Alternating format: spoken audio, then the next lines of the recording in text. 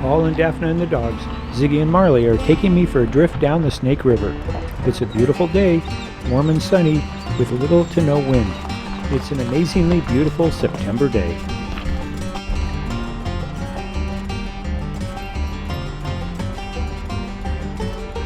We are in a 17-foot Hyde Drift boat, which has seats for all of us and room for the dogs to move around. We are not fishing, just traveling down the Snake River to take in the beauty of the out of doors. We have loaded up, cast it off, and we are underway. Is this fun? It's an adventure. Give me a sideways look. Like, fuck this shit. You may have said fuck this shit. Did you see that look? Honey? It's straight in front of us.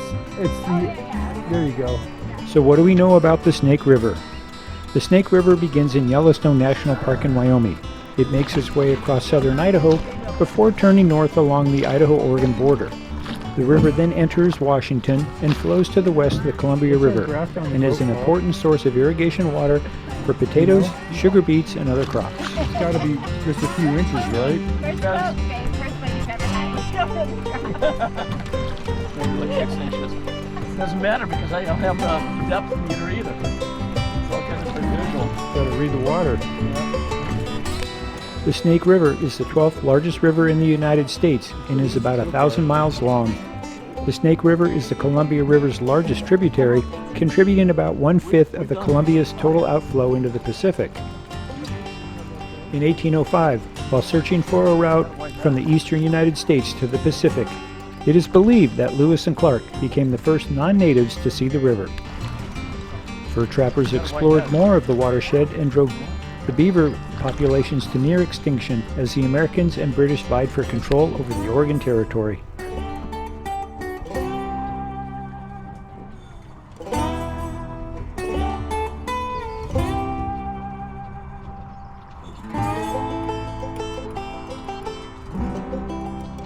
That's gorgeous. Although travelers on the Oregon Trail initially shunned the dry and rocky Snake River region, a flood of settlers followed gold discoveries in the 1860s, leading to decades of military conflict and the eventual expulsion of the tribes to reservations. At the turn of the 20th century, some of the first large irrigation projects in the western U.S. were developed along the Snake River. South central Idaho earned the nickname Magic Valley, with the rapid transformation of the desert into farmland. Numerous hydroelectric dams were also constructed, and 4 navigation dams on its lower section created a shipping channel to Lewiston, Idaho, the furthest inland seaport on the west coast. While dam construction, commercial fishing, and other human activities have greatly reduced the fish populations since the late 19th century, the Snake River watershed is still considered an important habitat for these fish. The Snake and its tributary, the Salmon River, host the longest sockeye salmon run in the world, stretching 900 miles, from the Pacific to Redfish Lake, Idaho. Since the 1950s, public agencies, tribal governments, and private utilities have invested heavily in fishery restoration and hatchery programs, with limited success. The proposed removal of the 4 lower Snake River dams for fish passage is a significant ongoing policy debate in the Pacific Northwest. No human.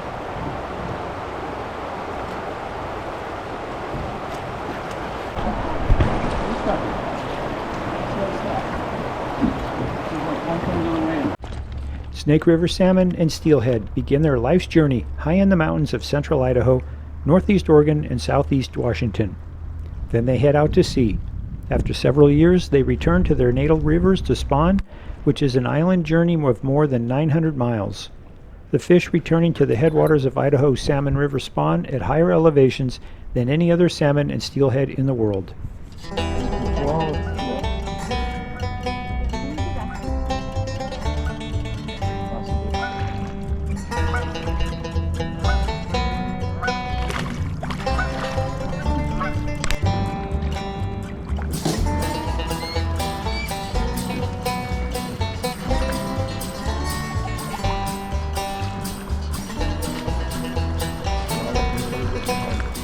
Today, we saw 5 bald eagles along the river. some perched in trees, others taking flight. It's an amazing treat to see such creatures.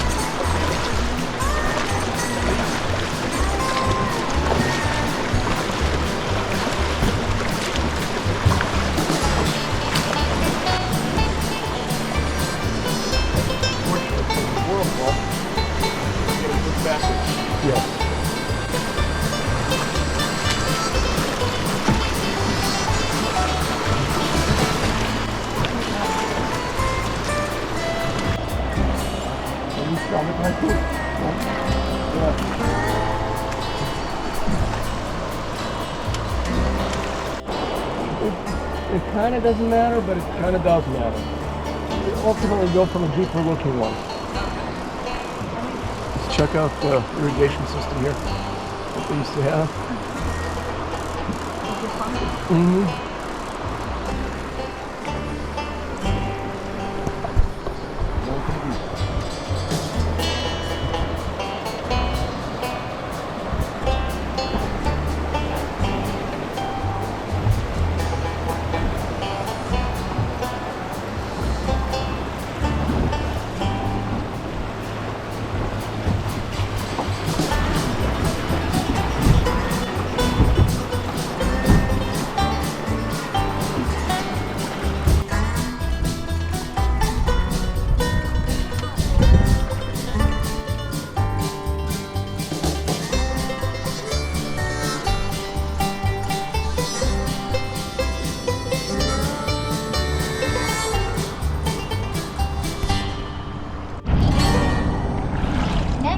'd rather stay home on the ranch or join us? What do you think?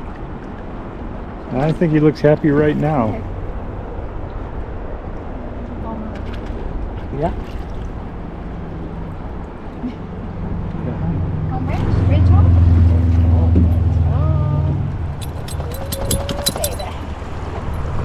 Get him on. Look. Flying? Yes, it's got a fish. 3 o'clock. Coming right over it. No, I wish it was. It's not. It's an egret. It's a. It's a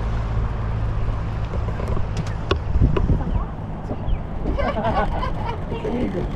It's a bird.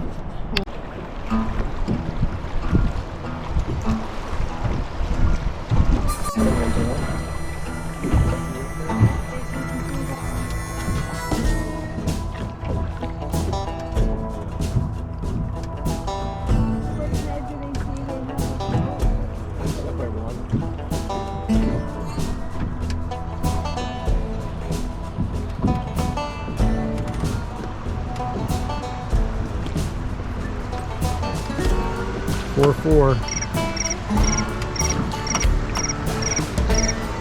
4-7.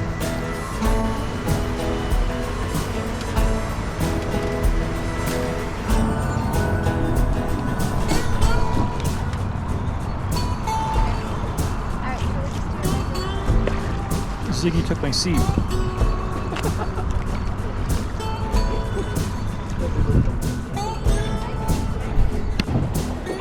We were high and dry. I had to get out to take some ballast out of the boat so we would float again. So I have one wet leg.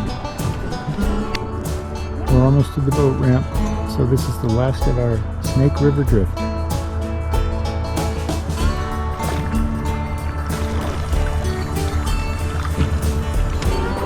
One of those guys are making up.